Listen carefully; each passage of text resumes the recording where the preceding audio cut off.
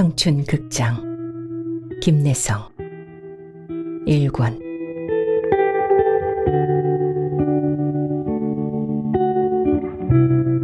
동창의 적.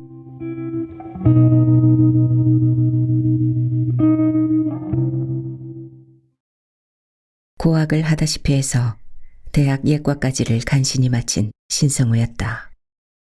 학생 시대부터 시도 발표하고 단편도 몇 편 썼으나 세인의 주목을 끌만한 것은 못 되었다.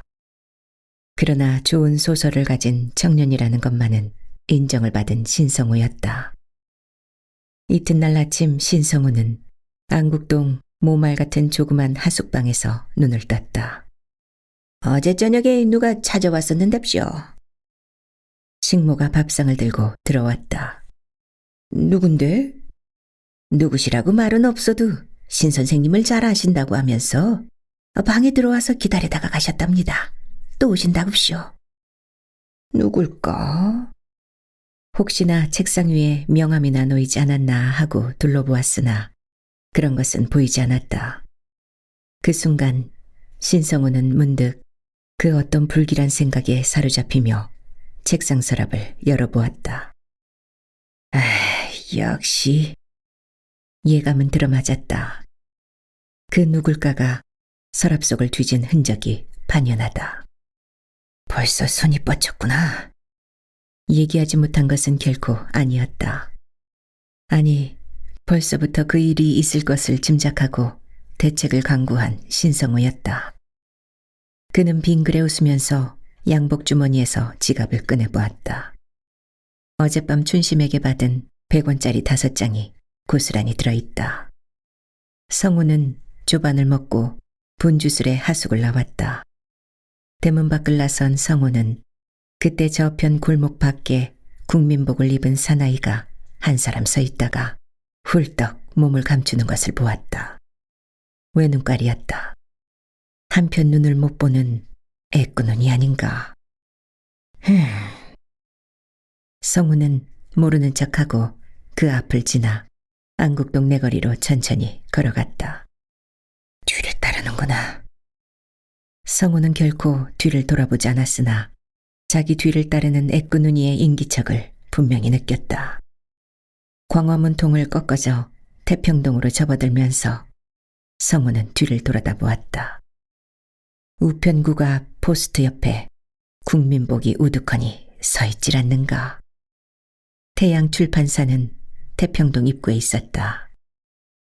야, 미남자, 어젯밤은 또 누굴 울리러 일찌감치 샜나? 아직 술이 채 깨지 않은 벌거스레한 눈을 돌리며 동료 한 사람이 빙글거린다.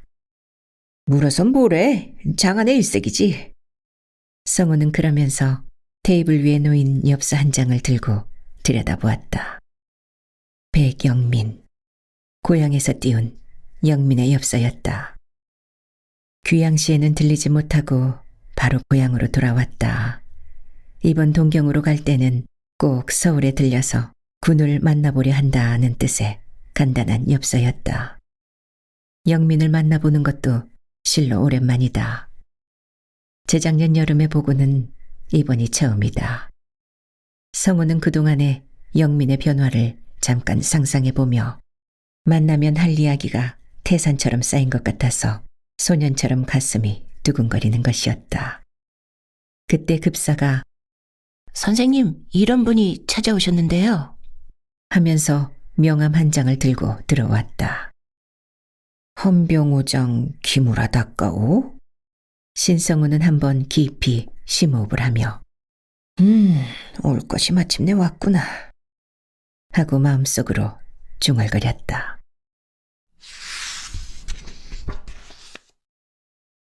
들어오시라고 그래라. 어젯밤 자기 하숙방에 들어와서 책상 서랍을 뒤진 자가 바로 이 헌병이로구나 하면서 신성우는 급사에게 말했다. 이윽고 문이 열리며 양갓의 검은 외투를 입은 사나이가 선뜻 안으로 들어선다. 야, 신군, 이게 얼마만인가? 하면서 손을 내밀고 다가오는 것을 보니 땅께 최달근이가 아닌가. 이게 난 누구라고? 신성우는 명함과 최달근이의 얼굴을 번갈아 보면서 놀랜다. 참 오랜만일세. 최달근은 중절모를 벗어 테이블 위에 놓았다. 박박 깎은 머리였다. 어서 앉게. 신성우는 옆에 놓인 의자를 끌어당기며 그래 같은 서울에 있으면서 어째 한 번도 못 만났을까? 웬걸 그동안 만주에 가 있었지. 만주? 만주 어딜? 관동군에서 일을 보다가 1년 전에 이리로 왔네. 그럼 그 방면에선 이젠 엑스파트가 되겠네 그려. 그 말에 최달근은 빙글빙글 웃으면서 담배를 붙여물고 자네 지금도 영어를 그리 좋아하는군. 왜? 나 영어하면 붙들어 갈 테야? 때로는 붙들어도 가지. 급사가 차를 가져왔다. 그 무서워서 자네하고 맞서겠나? 뭘, 술 한 턱 사면 다 되지. 술을 사면 안 붙들어 가나? 그것도 경우에 따라서. 그거 참 어려운걸. 좀 어려울걸. 처음에 신성우의 손을 잡으며 반가운 듯이 흔들던 최달근과는 좀 다르다. 중학 동창다운 모습이긴 하였으나 마음에 어딘가 틈이 있는 대화였다. 그래, 나 여기 있는 줄은 어떻게 알았나? 자네의 문명이 하도 유명한데 몰라봤어야 동창으로서의 예의가 되겠나. 그러면서 최달근은 그때 사무탁자 위에 놓인 영민의 엽서를 문득 들여다본다. 배경민?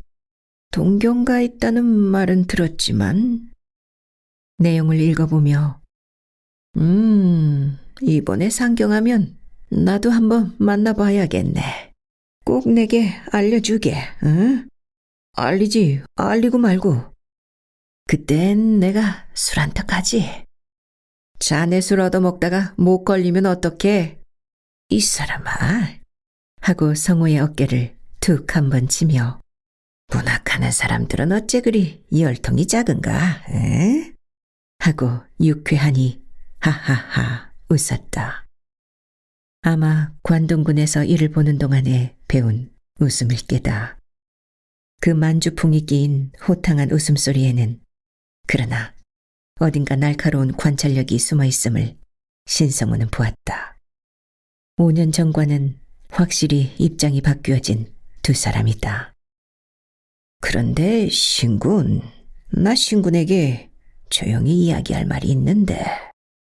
최달근은 갑자기 주위를 돌아다보며 어디 조용한 장소는 없는가? 저편 응접실로 가세. 신성우는 최달근을 응접실로 안내하면서 마음속으로 땅깨는 태도를 고쳐도 단도직입적으로 나오려는구나 하고 중얼거렸다.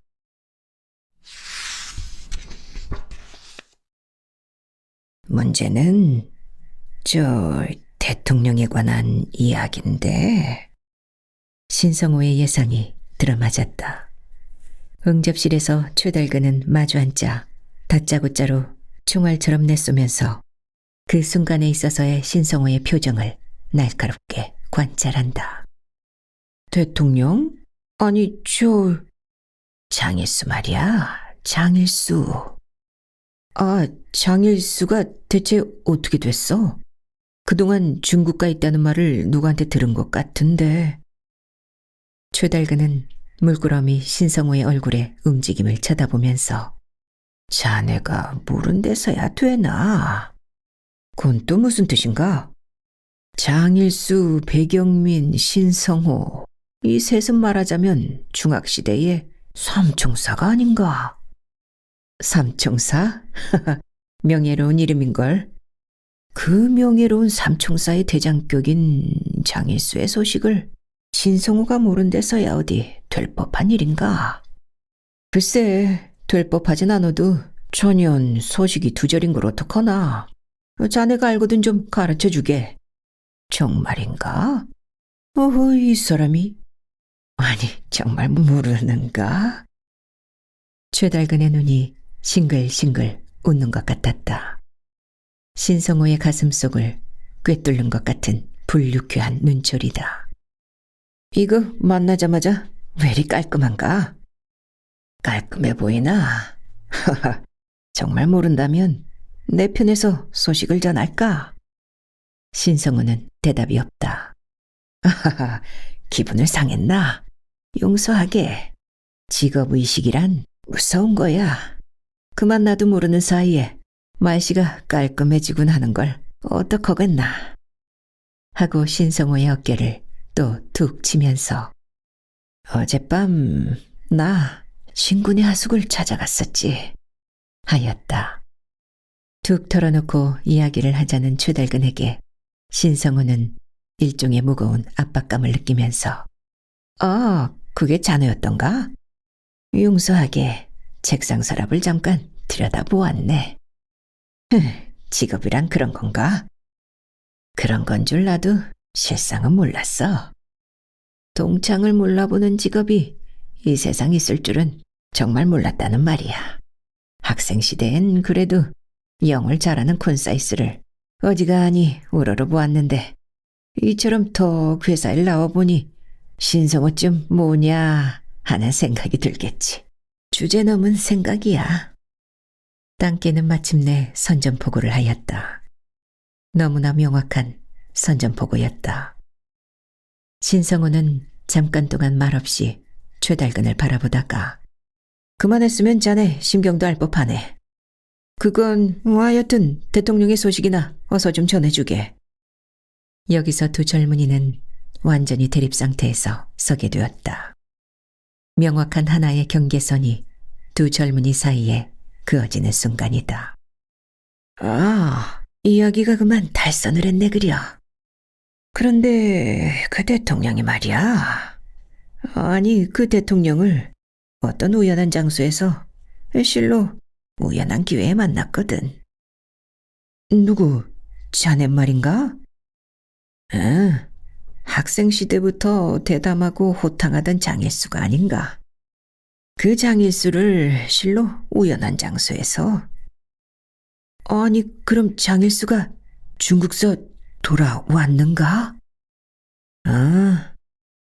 하고 최달근은 또 한 번 날쌔게 신성호의 표정을 살피는 것이었다.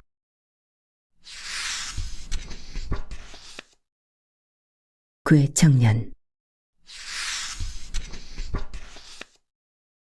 관동군에서 무슨 일을 보았는지 감히 추측할 수는 없으되 하여튼 거기 5년에 가까운 관동군 생활은 하나의 확고한 인생의 길을 최달근에게 가르쳐 준 것 같았다.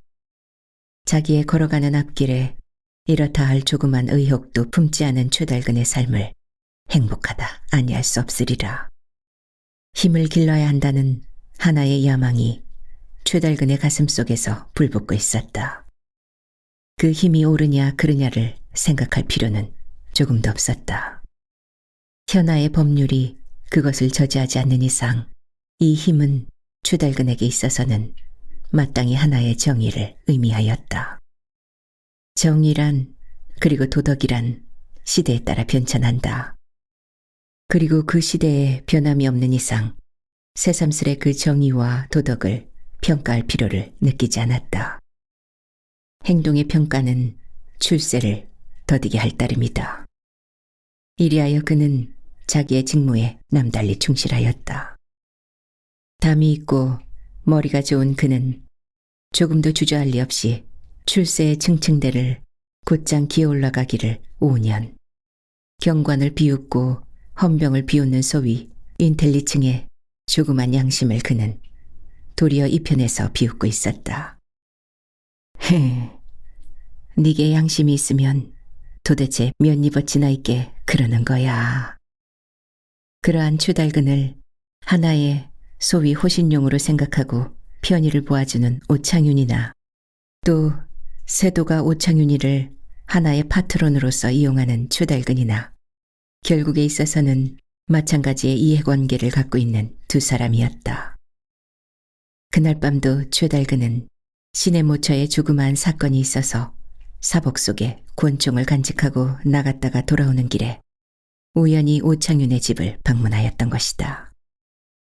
그것은 지금으로부터 열흘 전 어떤 날 밤이었다. 자네, 그런 이야기 어디서 못 들었나?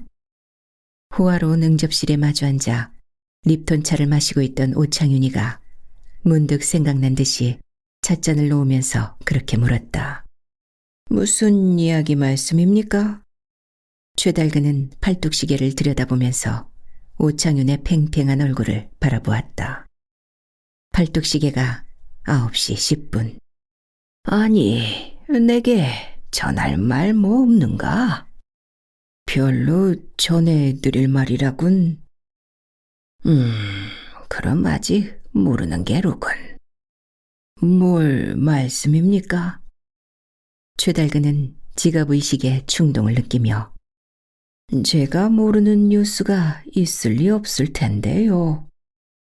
자네 뭐 옥편인가? 옥편은 못 돼도 사전쯤으로 생각하고 있는 요지만 자네 모르는 게 한 가지 있는데 그러지 마시고 어서 이야기를 하십시오. 오 선생 덕분에 별 한 개 더 붙을지 알겠습니까? 한턱 하겠나? 합주하고 말고요. 그렇다면 이야기를 할까?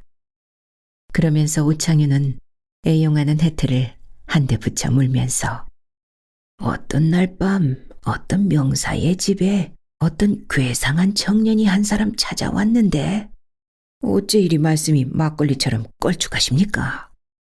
왜? 어떤 명사란 대체 누굽니까? 그건 묻지 말고 그저 잠자코 들어만 두게. 하여튼 말씀을 하십시오. 최달근은 바싹 다가앉는다.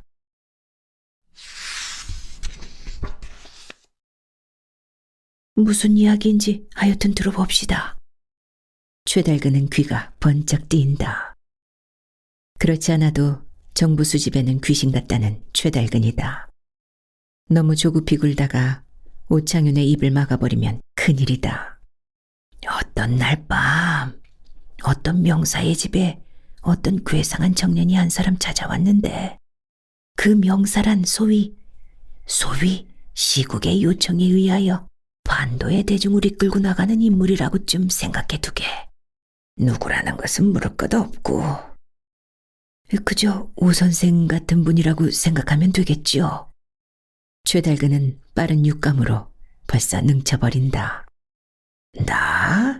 나야 어디 그런 훌륭한 인물인가. 하여튼 그 명사를 찾아온 그 괴청년은 다짜고짜로 조선 민중을 전쟁으로 끌어넣는 그러한 언어와 행동을 그무 절대로 삼가라고. 오. 최달근의 표정이 긴장을 한다. 그렇지 않으면 멀지 않아서 후회를 할 것이라고. 후회를 한다고요? 일종의 협박이로군요. 그래, 이 작자가 아마 요즘 용돈이 궁했나 보다고. 몇백 원 집어주었더니만 청년은 지폐를 오리오리 찢어버리고 나갔다는 거야. 어때? 그만한 사건이면 별 한 개 더 붙을상 싶은가? 그 명사란 오 선생이 아니십니까? 어이, 사람 봐. 오창윤이가 그처럼 열통이 작은가? 요즘 몇백 원이란 담뱃값도 안 돼. 저 편이 100원대를 계산하면 이 편은 1000원대를 계산해야지. 시퍼런 놈을 수십 장 코앞에 내밀어 봐요. 애국잔 별 다른가? 과연 세상에 오창윤 씨야. 그런데 그래, 그만했으면 별 하나 못 얻어붙이겠나? 하나는 너무 많고요. 반 개쯤은 희망이 있을 상도 싶지만 그것이 그 명사 한 사람뿐이 아니거든. 서울에 모모하는 지도자 몇 사람이 다 같이 그런 꼴을 당했는데도. 그래요? 호기심과 전투의식이 무럭무럭 떠오르는 최달근의 긴장한 표정이었다. 그러나 어째서 피해자들은 그런 사실을 감추는 겁니까? 글쎄, 그것을 날더러 물어본 데짜 소용없고 나는 아직 그런 꼴을 당해보지 못한 사람이니까. 괘씸하다. 별 한 개쯤은 넉넉히 붙을 다시 없는 뉴스였다. 그 순간 야망에 타오르는 최달근의 눈앞에는 출세의 층층대가 무지개처럼 찬연히 뻗쳐 있는 것을 확실히 보았다. 오 선생, 저기 흥분한 목소리다. 어째 한터 가고 싶은 모양인가? 하고 유쾌한 듯이 허허 웃었다. 하겠습니다. 그런데 이 이야기를 다른 사람에게는 절대로 비밀히 하여 주십시오. 어허이, 공을 차지할 셈이로군. 바로 그때였다. 현관에서 초인종 누르는 소리가 째르랑 째르랑 들려오지 않는가. 두 사람은 후딱 말을 끊고 긴장한 표정으로 마주 쳐다보았다. 누굴까? 벽에 걸린 시계가 10시 반. 심야의 방문객은 과연 누구이뇨? 이윽고 계집애가 명함을 한 장 들고 들어오면서 어떤 청년이 찾아온답시오? 명함에는 장욱이라 쓰여 있었다. 장욱? 명함을 들여다보던 오창윤이가 머리를 들면서 의아스런 표정을 지었다. 어떡할깝시오? 계집애가 독촉을 하듯이 여쭙는다. 어떤 청년이드냐? 하고 그때 최달근이가 물었다. 키가 후리후리하급시오. 안경을 쓰급시오. 아주 젊은이던데요. 하고 오창윤은 최달근의 얼굴만 바라본다. 최달근의 뜻대로 하겠다는 표정이다. 하여튼 들어오라고 그래. 최달근은 주인 대신 명령을 하고 나서 시골놈 제 이야기를 하면 불쑥 나타난다는 격이 아닌가. 최달근의 눈초리가 번쩍 빛난다. 글쎄, 이와 같은 심야 방문은 여지껏 없었는데. 오창윤은 어지간히 불안을 느낀다. 자, 내 옆방 서재에 들어가 있을 테니 마음 놓고 한바탕 연극을 해보시오. 자네도 빈몸이 아닌가. 그때 최달근은 빙그레 웃으면서 양복 주머니를 툭툭 손으로 쳐보이며 염려 마시래도. 최달근은 마치 사냥개처럼 흥분한 얼굴로 자기가 마시던 찻종지를 테이블 밑 선반에 내려놓고 중문을 통하여 옆방으로 뛰어들어갔다. 찻종지가 2개 놓여있다는 사실은 방문객으로 하여금 처음부터 경계심을 일으키게 할 것을 최달근은 잘 안다. 그러나 사소한 행동에도 그의 치밀한 두뇌는 활발하게 움직이었다. 이윽고 문이 열리며 청년 한 사람이 응접실로 우뚝 들어선다. 그는 잠깐 동안 방 안을 한번 휘 둘러보더니 손님이 계신가요? 최달근의 것과는 또 좀 종류를 달리하는 날카로운 눈초리다. 아닙니다. 앉으시지요. 오창윤은 최달근이가 앉았던 자기 앞의 의자를 권하였다.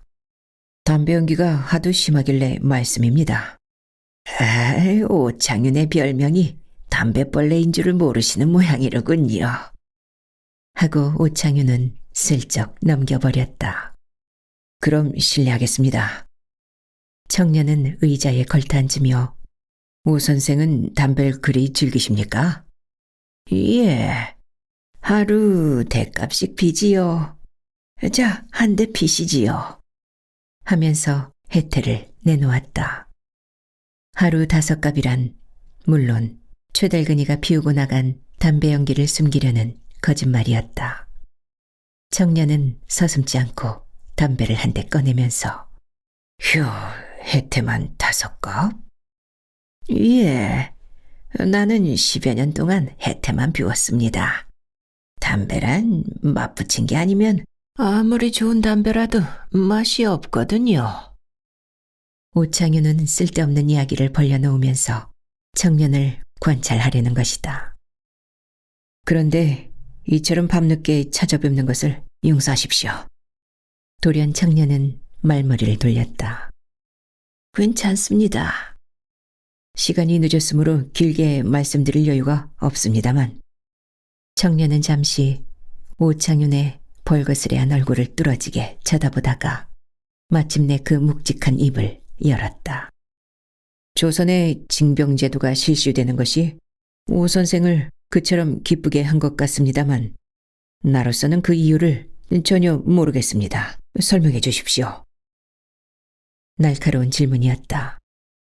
그 너무나 돌격적인 질문에 오창윤은 어안이 벙벙하여 청년의 타는 듯한 얼굴만 묵묵히 바라보다가 대답하였다. 나는 그러한 질문에 대답해야 될 필요를 느끼지 않는 사람이요. 자기 행동에 책임을 가지시오. 청년의 어투가 갑자기 거칠어졌다.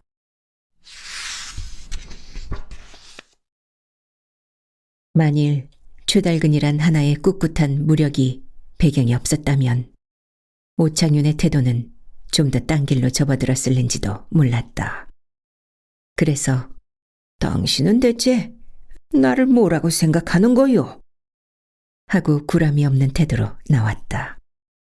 조선 청년들을 목적 없는 전쟁으로 몰아넣는 민족 반역자요. 민족 반역자?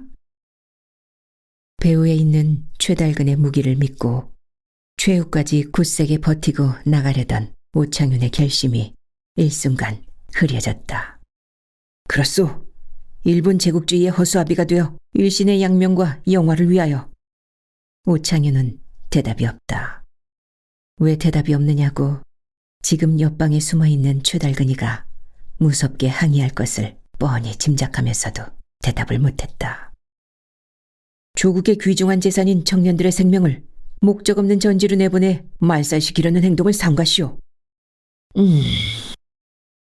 오창윤은 깊은 신음과 함께 타오르는 듯한 청년의 얼굴을 일종 엄숙한 마음으로 묵묵히 쳐다보았다.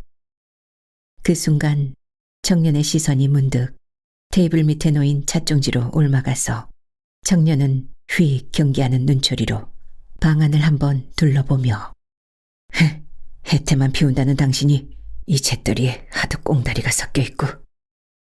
그리고는 벌떡 몸을 일으키며 나는 한 번 더 조용히 당신에게 충고를 하오. 멀지 않아 조국은 해방이 됩니다. 행동을 삼가시오. 그렇지 않으면 뉘우칠 때가 반드시 올 것이니.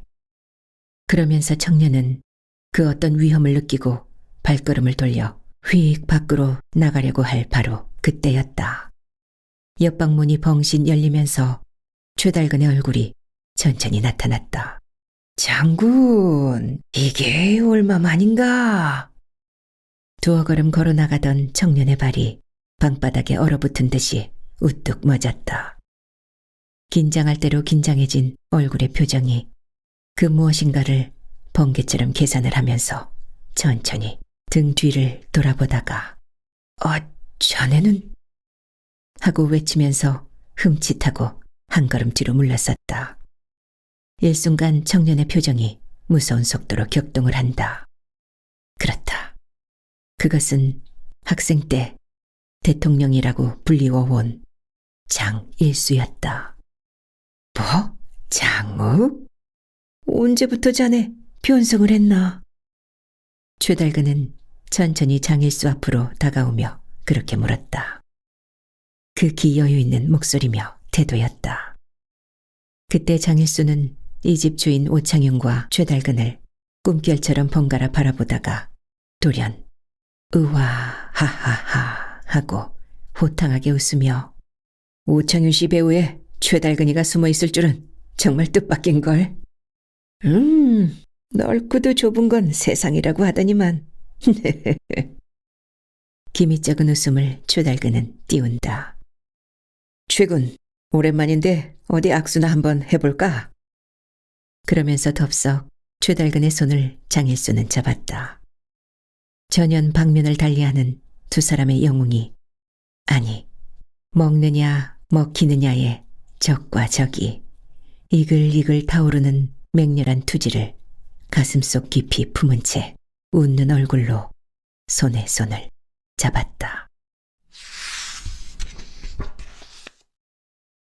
청춘 고개사.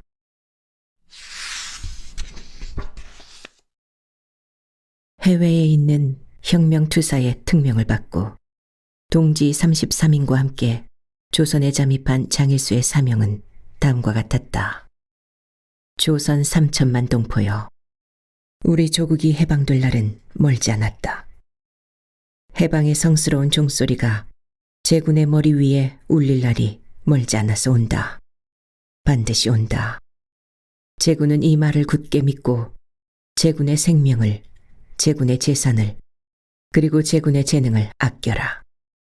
제군은 일본 제국주의를 위하여 무의미한 생명을, 무의미한 재산을, 그리고 무의미한 재능을 낭비하여서는 아니 된다. 제군의 그 생명, 그 재산, 그리고 그 재능은 멀지 않아 찾아올 해방 조국의 생명이요, 재산이요, 재능이기 때문에 동포여, 이 말을 굳게 믿으라. 귀가 있으되 들을 수 없고 눈이 있으되 볼 수 없는 쇠국 조선.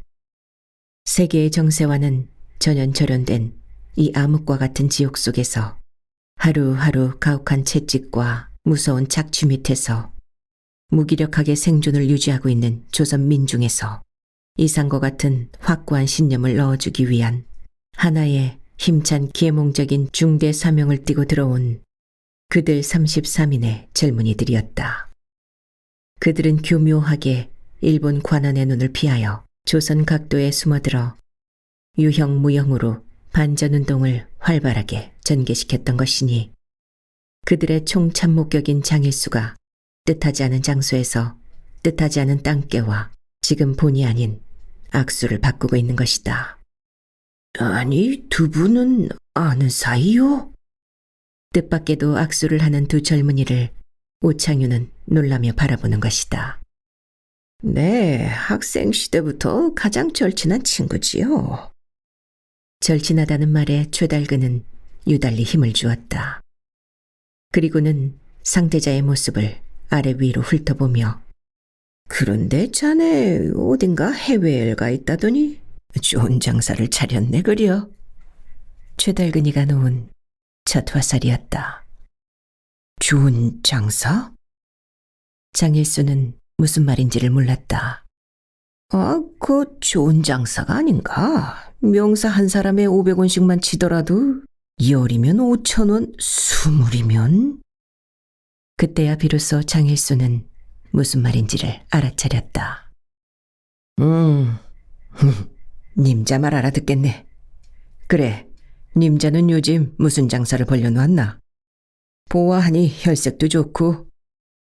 그러나 극히 불리한 장일수의 입장이다. 세상이란 넓고도 좁다는 땅개의 말을 다시 한번 생각해보면서 그래, 내 장사는 님자의 말대로 금전 편취, 열이면 5,000원, 20이면 얼마지? 20이면 10,000원인가? 괜찮은 장사. 최달근은 빙글빙글, 장일수도 빙글빙글, 그리고 오창윤도 두 청년의 대화를 흥미있게 들으면서 역시 빙글빙글이다. 그래, 님자가 펴놓은 장사는 대체 뭔가?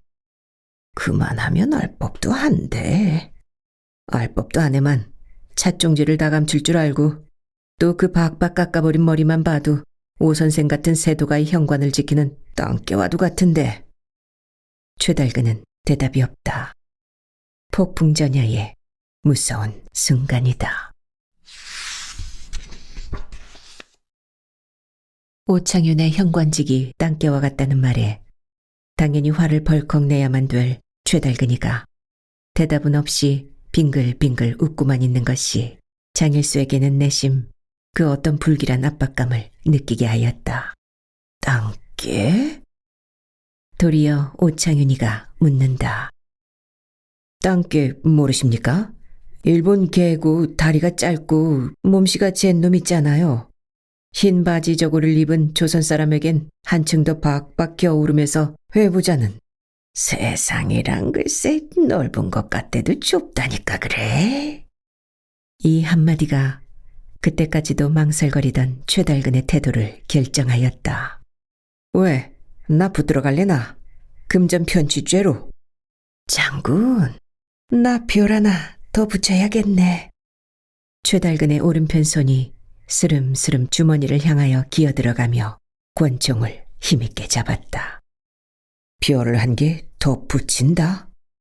고등계 형사쯤으로 알았더니 헌병이 아닌가? 그러나 열통은 장일수 편이 조금 더 컸다. 그만하면 님자도 장사를 그동안 착실히 했겠네 그려. 나 별 하나 더 붙이는 거 그리 배 아파하진 않겠지? 결국 님잘 출세시키려 내가 여길 찾아온 모양이지. 동창생 하나 출세시키면 어떤가? 주고받는 대화가 봄바람처럼 대탕하다. 그 한가스런 대화 밑바닥에는 그러나 실로 무서운 투쟁이 불붙고 있음을 오창윤은 주먹에 땀을 쥐어가면서 덤덤히 바라볼 따름이었다. 해면에 뾰죽 대가리만 조금 내놓은 빙산은 그 태산 같은 몸뚱이를 바다 밑에 숨긴다. 그 뾰족한 대가리와도 같은 두 사람의 대화였다. 장일수는 생각한다. 어떻게 하면 이 공경에서부터 몸을 피할 수가 있을까를 생각한다. 당장이라도 자기에게 포승을 던지려는 최달근이가 아닌가. 잠깐 동안 침묵을 지키던 장일수는 대담하게도 님자, 자신은 있는가? 하고 물었다. 나를 체포할 만한 완력에 자신이 있느냐는 물음이다. 자신? 하고 최달근은 장일수를 바라보며 자넨 검도 이단이랬지? 그 후 좀 더 늘었나? 자신이 만만한걸? 어디? 하고 팔뚝시계를 들여다보다가 아차, 시간이 늦었는걸. 그럼 오 선생, 오늘 그만 실례하겠습니다. 하고 의자에서 천천히 몸을 일으켰다. 그러면 최군, 왜 그러나? 최달근도 천천히 일어섰다. 여보세. 장일수는 악수를 청하였다. 그러나 최달근은 장일수의 손을 잡을 수가 없었다.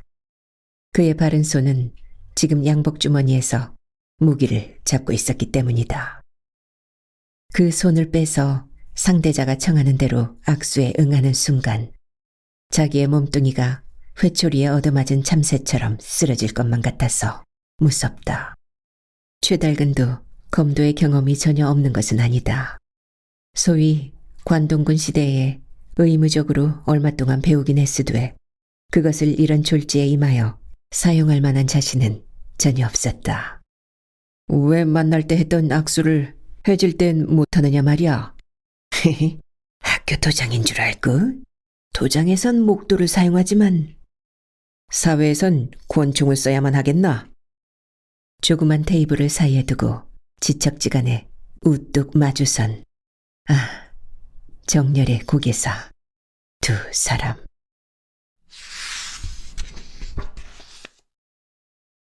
오창윤은 극도의 불안을 느끼며 힘차게 약동하려는 두 청년의 끓는 정열이 지척간에서 무섭게 부딪히는 순간을 상상하며 부르르 몸을 떨었다. 담력으로나 지력으로나 그만했으면 최달근을 그래도 어느 정도 믿었던 오창윤이다. 그러나 지금 열혈한 장일수와 최달근을 눈앞에 비교해 볼 때 책으로서나 정신력으로서나 두 젊은이 사이에는 월등한 차이가 있음을 오창윤은 분명히 보았다. 최달근의 얼굴은 벌써 아까처럼 빙글빙글 할 줄을 몰랐다. 악이 치받친 험악한 얼굴이다. 그때 돌연 장일수는 하하하 하고 한번 웃어댄 후에 최달근의 왼편 손을 잡고 악수를 하면서 하는 수 없네. 자네의 바른 편손이 주머니 속에서 통 나올 줄을 모르니. 그러나 자네가 졌네. 최달근이가 졌어. 오늘 밤 이 장일수와의 승부는 최달근이가 확실히 패전일세. 무슨 뜻이냐? 똑똑히 말을 해봐라. 최달근의 목소리는 벌써 평화를 잃었다. 조절을 모르는 피의 외침이었다. 어째 그처럼 무서운 얼굴이야? 왜 좀 더 빙글거리지를 못하고, 응? 그래 그것뿐인가? 그 순간 최달근은 상대자의 손을 힘차게 뿌리치며 외쳤다. 승부는 아직 끝나지 않았다. 승부는 이제부터다. 하하, 자네의 계산으론 아직도 승부가 끝나지 않은 셈인가? 일종의 연민의 정이 장일수의 얼굴에 아라리 떠올랐다. 그렇다. 이제부터다. 너와 나 사이의 승부를 결정할 시간이다. 거친 숨결이다. 입술과 코가 무섭게 푸르럭거린다. 그러나 내 계산으론 벌써 승부가 끝난 줄로 믿고 오늘은 이만 실례하겠네. 그 한마디를 남겨놓고 장일수는 휙 돌아서서 문을 향하여 걸어나간다. 순간 최달근은 주머니에서 권총을 꺼내자 묵묵히 걸어나가는 장일수의 등골을 겨누며 엄숙한 목소리로 장일수! 군이 그 손잡이를 잡기 전에 오늘 밤의 승부는 끝날 것이다. 장일수는 우뚝 멎었다. 그러나 장일수는 뒤를 돌아보지 않는다. 돌아보지 않은 채 극히 침착한 목소리로 입을 열었다. 최달근 자네가 지금 바른 손에 잡고 있는 그 무기는 따로 있을 때가 있는 것이야. 잘 간직해두는 것이 좋을 것 같으네. 나도 그만한 것쯤 못 가진 배는 아니지만도. 그러면서 자기 양복 주머니를 툭툭 쳐보인 후에 그러나 자네와 나와의 승부란 무기 없는 승부. 몸뚱이와 몸뚱이, 정렬과 정렬, 인생과 인생의 승부를 말합니다. 알겠나? 알겠으면 조용히 무기를 거두고 나를 이대로 돌려보내는 것이 좋아. 그러면서 서슴지 않고 장일수는 손잡이를 돌려 문을 열었다. 그 순간 에이, 장일수! 하고 외치며 무기를 잡은 최달근의 손이 번쩍 들리었다. 최군, 안 돼, 안 돼! 그렇게 외치면서 번쩍 들린 최달근의 권총 쥔 손목을 부여잡은 것은 오창윤이다. 놓으세요, 오 선생. 안 돼요. 오늘 밤의 승부는 확실히 최군이 졌네.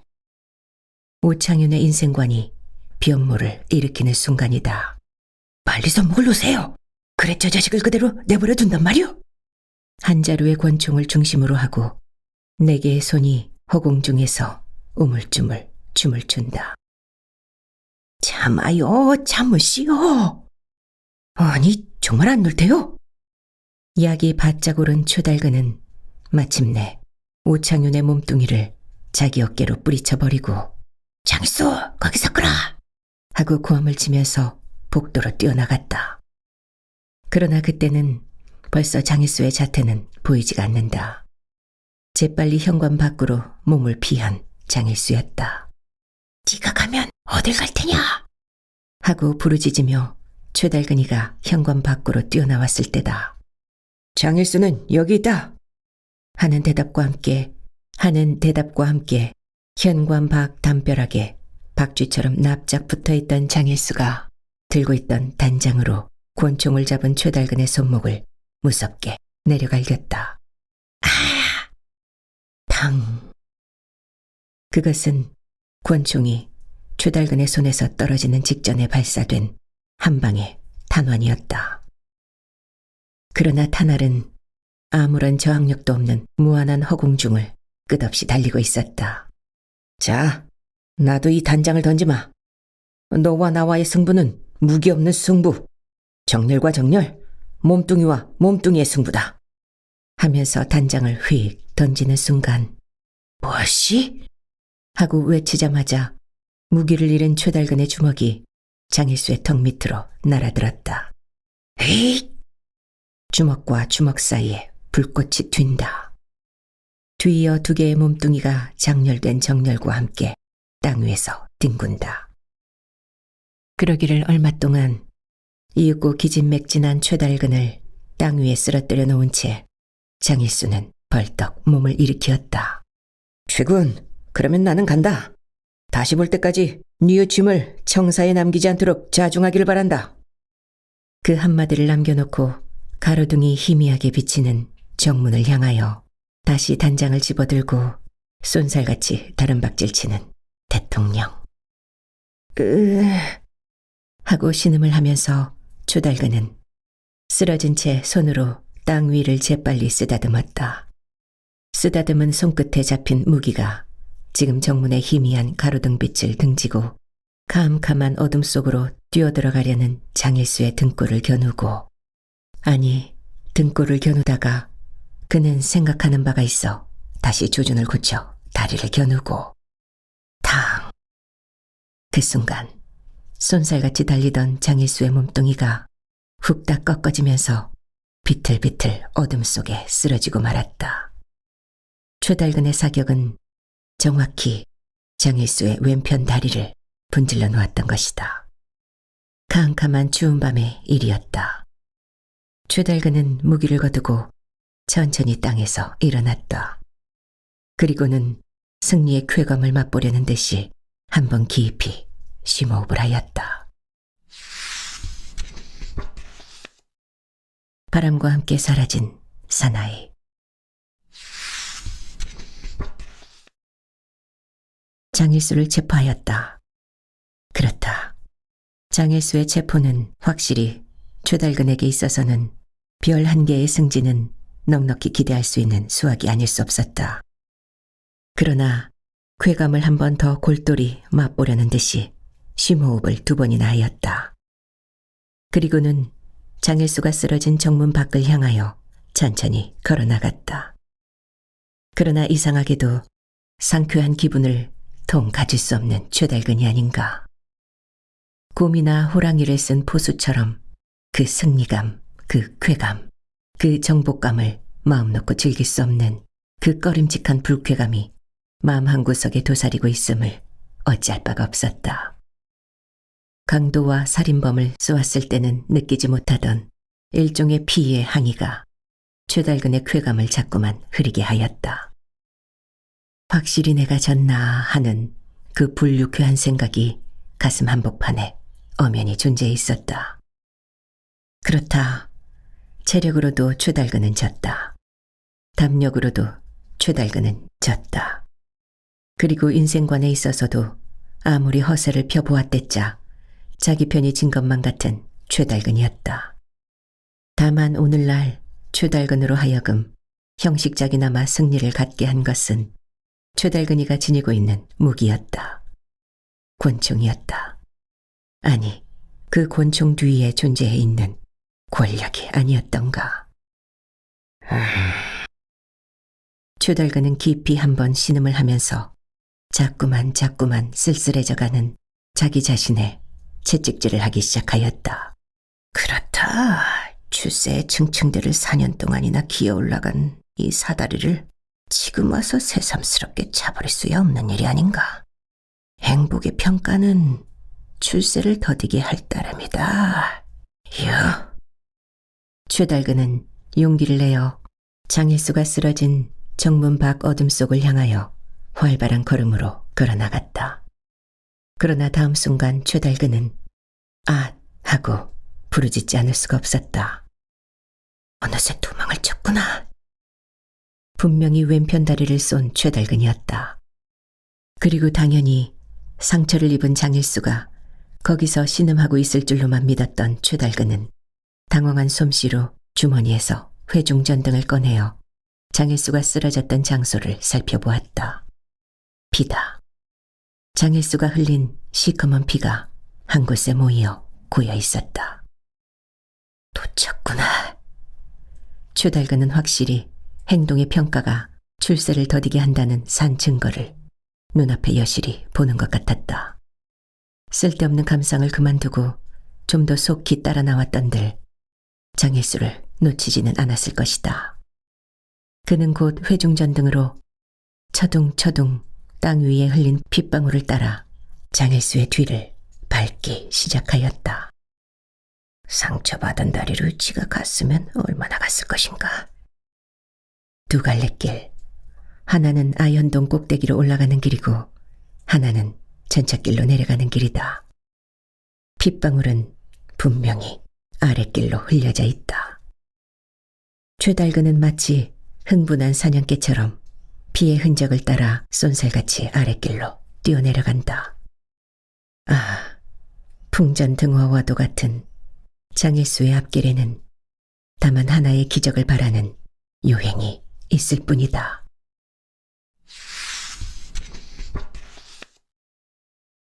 최달근은 회중전등을 휘저으며 빗방울을 따라 아현동 고개를 뛰어내려오다가 중턱에서 두 사람의 경관과 딱 마주쳤다.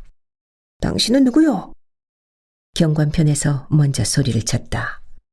아, 나는 이런 사람이요. 최달근은 헌병 5장 기무라 다카오라고 쓰인 신분 증명서를 내보이었다. 아, 그렇습니다. 실은 이 위에서 수상한 총소리가 나길래 뛰어가는 길입니다. 아, 그 총은 내가 쏜 것이요. 중대범인이 도망을 갔습니다. 그런데 이리로 수상한 청년이 도망가는 걸 보지 못했소. 수상한 청년이라고요? 네, 안경을 쓴. 그리고 단장을 짚은 사나이가 아닙니까? 그렇습니다. 그리고 길을 잘 못 걷는 절름발이가 아닙니까? 그렇습니다. 그놈은 다리에 총알을 맞았습니다. 예?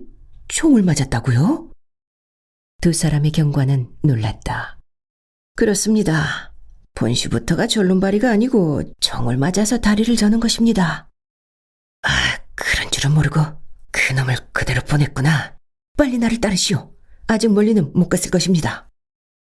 그렇게 외치면서 비조처럼 언덕길을 뛰어내려가는 두 사람의 경관을 따라 최달근도 달렸다. 밤거리의 추격전은 시작되었다. 이리하여 세 사람이 컴컴한 골목길을 빠져나와 환한 전찻길까지 다다랐을 바로 그때였다. 아, 저기 가는 저놈이다. 저 사나이를 잡아라. 서대문 내거리를 향하여 쩔룩쩔룩 다리를 절면서 뛰어가는 사나이 한 사람이 있었다. 검은 외투에다 중절모자를 쓴 사나이. 그는 지금 발걸음을 멈추고 단장을 들어 지나가는 택시를 황급히 멈추고 있지 않은가. 아, 저놈이 택시를 멈췄다. 우리도 빨리 자동차를 잡아라. 그러는 동안에 사나이의 자태는 후딱 자동차 속으로 사라지고 말았다. 저놈이 자동차를 탔다. 이윽고 사나이를 태운 자동차는 미끄러지듯이 밤거리를 달리기 시작하였다. 스톱! 그때 경관 한 사람이 지나가는 자동차 한 대를 멈춰 놓았다. 저기 저 앞에 있는 차를 따라라. 세 사람은 불이 나게 차에 뛰어오르면서 외쳤다. 운전수는 눈이 동그래지며 날이 무슨 사건이 생겼습니까? 잔소리 말고 저 차를 따라가. 최달근의 병력 같은 명령이다. 네. 저 차를 놓치면 너는 내일부터 밥바가지가 떨어질 줄 알아라. 네. 윙 하는 엔진 소리와 함께 자동차는 한번 엉덩이를 들썩하면서 쏜살같이 달리기 시작하였던 것이니 흡사 이것은 어떤 탐정소설에 나오는 극적 장면의 한 토막이었다.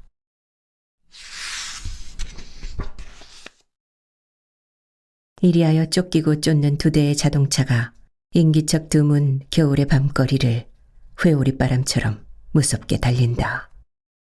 아, 저놈의 차가 오른편으로 커브를 했다. 경관 한 사람이 외쳤다. 자세히 보니 장일수가 탄 앞 자동차가 서대문 내거리에서 오른편으로 꺾어져 일로 경성역 쪽을 향하여 쏜살같이 달아나고 있었다.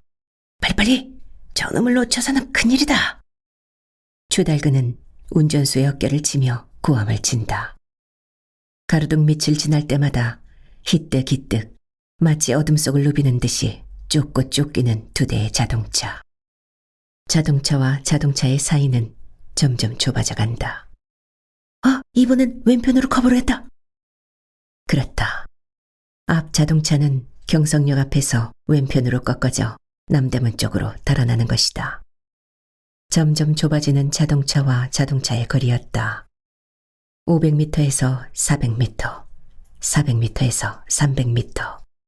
이윽고 앞 자동차는 남대문을 지나고 조선은행 앞을 지나서 명치동 입구에 다다랐을 때였다.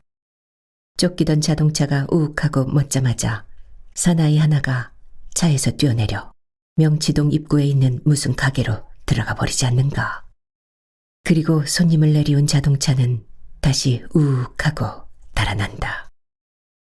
저놈이 할 수 없이 차를 내렸다. 그러면서 최달근도 명치동 입구에서 차를 멈추고 경관 두 사람과 함께 차에서 뛰어내렸다. 분명히 그놈은 이 가게로 뛰어들어갔는데. 그것은 아직 채 문을 닫지 않은 조그만 약방이었다. 포대 안에 든 생주격이다.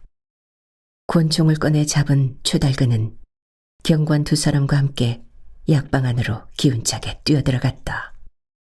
그때 손님에게 무슨 매약을 팔고 있던 주인이 후딱 머리를 들며 놀랜다. 떠들지 말고 똑똑히 대답을 해라. 무슨 일입니까? 주인은 얼굴이 새파래진다. 인제 방금 자동차에서 내린 손님 한 사람이 이리로 뛰어들어왔지? 자동차에서 내린 손님이라고요? 그러면서 주인은 지금 막 정심한 한 봉지를 사들고 나가려는 청년의 얼굴을 뻔히 바라보면서 바로 이 손님이 자동차에서 내린 분인데요. 에? 최달근은 휙 청년을 돌아다보며 당신이 이제 방금 자동차에서 내렸소? 네. 최달근은 놀라지 않을 수가 없었다. 당신은 뭘 하는 사람이오? 자동차 운전수입니다. 뭐? 운전수? 네, 그런데 왜 그러십니까? 그 자동차에 탔던 절름발이 사나이는 어디 갔어? 그는 지금 밖에 있는 차 안에서 기다리고 있습니다. 뭐시? 밖에 차가 어딨어? 에? 운전수는 깜짝 놀라 밖으로 뛰어나가 보았다. 자동차가 없어졌다. 운전수는 또 한 번 깜짝 놀라면서 그놈이 올라타자마자 벨이 끊어지게 아프다고 허리를 꼬며 청심환 하나만 사오라고 하기에. 그러면서 운전수는 펄펄 뛴다. 자식에게 속았구나. 최달근은 주먹을 불끈 쥐며 발을 동동 굴렀다. 태양 출판사로 신성우를 찾아온 최달근은 이상과 같은 이야기 가운데서 자신의 불리한 대목은 쏙쏙 빼놓고 대강 한 줄거리만을 설명한 후에 대통령을 놓쳐버린 것을 무척 분해하였다.